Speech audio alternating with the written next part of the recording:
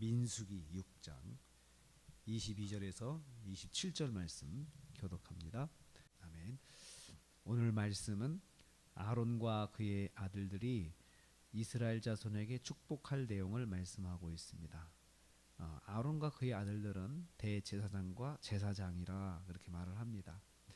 제사장은 여호와의 이름으로 이스라엘 자손을 축복할 권한을 위임받았습니다. 제사장은 여호와의 이름으로 다음과 같은 복을 선포할 수가 있습니다. 첫째는 여호와께서 지켜주시기를 축복할 수 있습니다. 24절 말씀에 여호와는 내게 복을 주시고 너를 지키시기 원한다. 그래서 뒤에 있는 말이 더 중심되는 말인데요. 하나님의 복이 무엇이냐? 지켜주시는 복이다 라는 그런 말씀입니다. 지켜주다, 지키다 라는 말은 울타리를 쳐서 보관한다 이런 뜻이에요. 울타리를 쳐가지고 보관한다. 그래서 안전하게 보호해 주시는 것을 말합니다. 울타리 밖에까지는 무슨 일이든 일어날 수가 있죠. 별일이 일어날 수 있지만 그 안은 아무 일도 일어나지 않게 하나님께서 만들어 주시는 것을 말합니다. 그래서 그 밖에서 일어나는 일들이 울타리 안에까지 영향을 미치지 못하도록 하나님께서 보호해 주시는 것을 말합니다. 시편 125편 2절 말씀에 이런 말씀이 있어요.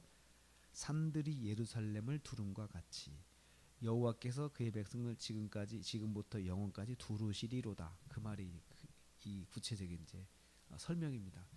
산으로 쫙 둘러서 한 도시를, 예루살렘 도시를 보호해 주시는 것처럼 하나님께서 이스라엘 백성들, 하나님의 백성을 큰 산으로 이렇게 보호해 주셔서 안전하게, 그래서 그 산으로 보호해 주면은 밖에서 무슨 바람이 불고 무슨 일이 있어도 그 안전하잖아요. 그래서 그렇게 보호해 주신다라는 것을 말씀하고 있습니다.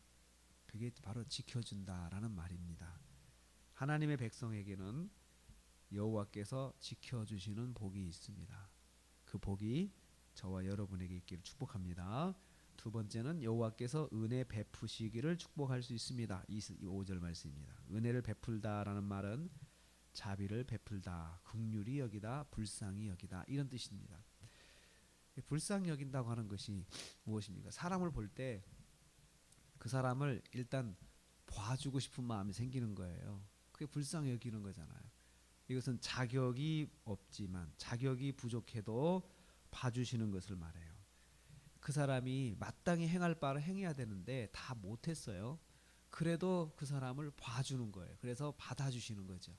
받아주셔서 인도해 주시는 것을 말합니다. 자격이 없지만 봐주셔서 인도해 주십니다. 어떻게 해주십니까? 여호와의 얼굴을 비추셔서, 비추사, 얼굴을 비친다는 것이 얼굴빛이 그 사람에게 전달이 되는 걸 말하니까 가까이 있는 걸 말해요. 가까이서, 아주 가까이서 하나님께서 은혜를 베풀어 주시는데요. 그 말은 직접 오셔가지고 봐주시는 걸 말해요. 직접 오셔서 만나 주셔서 자격이 없지만 그 사람을 이끌어 주는 걸 말합니다. 하나님의 백성에게는 그런 부분이 있습니다. 우리가 그래서 늘 기도할 때 그렇게 말하죠. 자격이 없지만 은혜를 베풀어 주세요. 우리가 하나님께 기도하는 것들을 놓고 하나님 자격 없지만 십자가의 공로로 하나님 인도해 주세요. 우리는 자격 없지만 우리 십자가의 공로를 의지해서 하나님께 기도할 수 있죠. 이렇게 해주세요. 이렇게 해주세요. 할 수가 있습니다. 하나님은 하나님의 자녀들을 볼 때 딱 100점이니까 봐주시는, 인도해 주시는 것이 아니고 100점이 안 돼도 우리가 하나님 앞에 은혜를 베풀어 주세요. 이렇게 구하면서 십자가를 의지하고 나가면 하나님께서 그렇게 해 주십니다. 하나님의 백성에게는 봐주시는 복이 있습니다. 봐주시는 복이 있습니다.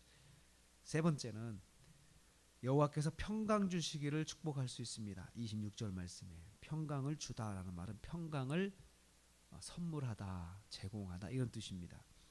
그러니까 그 사람이 평강이 없어요. 그런데 하나님께서 평강을 만들어가지고 그 사람에게 안겨주시는 거예요. 여호와께서 그 사람의 평안을 만들어서 안겨주시는 것인데요. 평안이 없다 하더라도 없는 평안도 있게 하신다는 거죠. 하나님께서 그러니까 내가 평안을 만드는 게 아니고 하나님이 평안을 주셔야 진정한 평안이 있는 것이에요. 내가 만든 평안은 오래가지 못합니다. 그렇지만 하나님이 주는 평안은 끝이 없다고 성경은 말씀합니다. 어떻게 주십니까? 여호와의 얼굴을 내게로 향하여 드사, 얼굴을 방향을 이렇게 딱 틀어가지고 나를 향해서 딱 보시는데, 그러면 내가 하나님과 눈이 딱 마주치잖아요.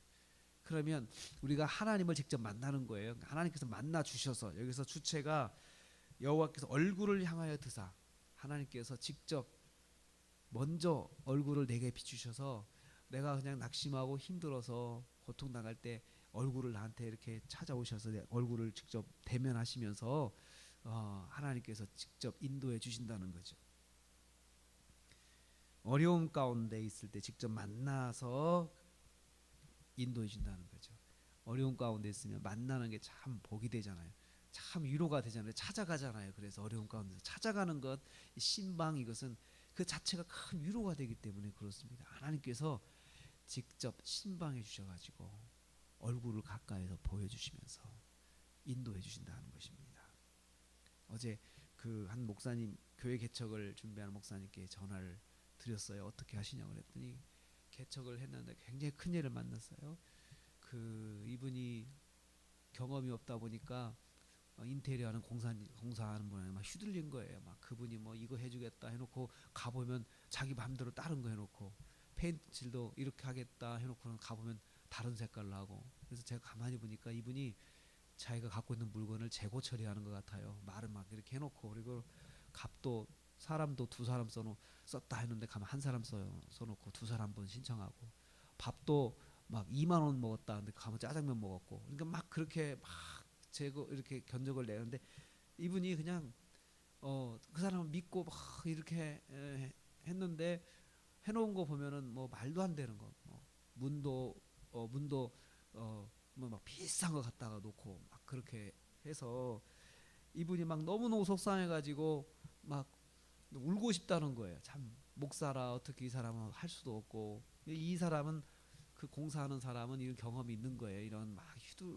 마음대로 막 해서 목사들은 해도 괜찮다, 뭐 막 말을 못하니까 고발도 못하고, 그러니까 그랬는데 정말 울고 싶은 심정인데 마침 제가 전화를 했죠. 어떻게 되냐고 그랬더니 막 울고 싶은 심정이라고, 그러면 이러이러한 일이 있다고. 그래서 그렇게 말하면 목사님 전화해 주셔서 너무 고맙다고, 위로가 된다고 그런 말을 하더라고요. 근데 전화만 해도 해서 통화만 해도 그런데, 얼굴을 직접 보시면서 하나님께서 정말 그 전능하신 하나님이시잖아요. 이 내 어려움을 알면 하나님이 다 가만히 있지 않으시잖아요.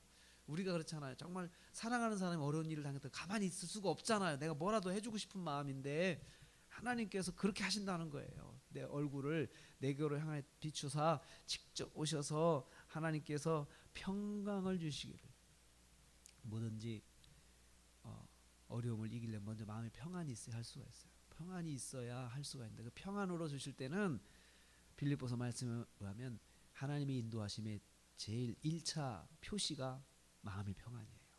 어려움이 직접 아직 끝나진 않았어도 지금 평안을 주시면 하나님 인도하시겠구나, 이제 하시는구나, 이렇게 응답으로 아시면 됩니다. 하나님의 백성은 샬롬의 복이십니다. 평안은 샬롬입니다. 하나님 샬롬을 만들어 주셔가지고 극복할 수 있도록 만들어 주신다는 거죠. 하나님의 백성은 울타리를 쳐서 보호해 주시고 봐주시고 평안을 만들어 안겨주시는 복이 있습니다. 이 복을 제사장에게 위임을 해주셨어요. 이렇게 네가 말을 하면 해주겠다. 그래서 우리가 지금 왕같은 제사장입니다. 우리는 왕같은 제사장이에요. 목사님이 그렇게 해주시면 또 하나님 해주겠다는 약속이 되고, 또 우리가 주님의 이름으로 그렇게 축복하면 하나님이 해주시겠다는 약속입니다. 이 세 가지 복이 저와 여러분에게 지켜주시는 복, 은혜 주시는 복, 평강을 주시는 복, 이 세 가지 복은 우리에게 하나님이 약속해 주신 복이니, 이 복이 언제 어느 상황에 있든 간에 저와 여러분에게 함께 하시기를 주님의 이름으로 축복합니다.